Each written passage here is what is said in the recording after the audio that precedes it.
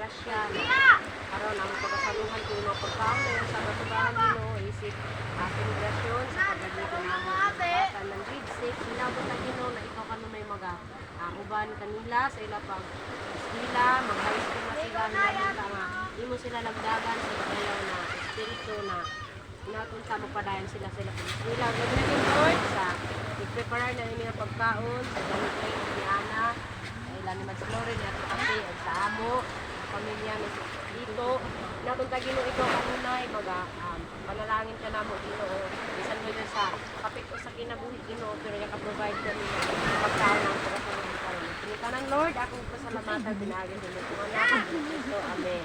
Amen. Amen. Tupalo na kan tupalo. Yatibuga mo ng plano. Basta lagi. Diretso da. Way, plano-plano na matagal. Di plato, siniwit plato. Yan din ang tatadan pa sa luyo. Kita ni Kak, dulo ng kuwan.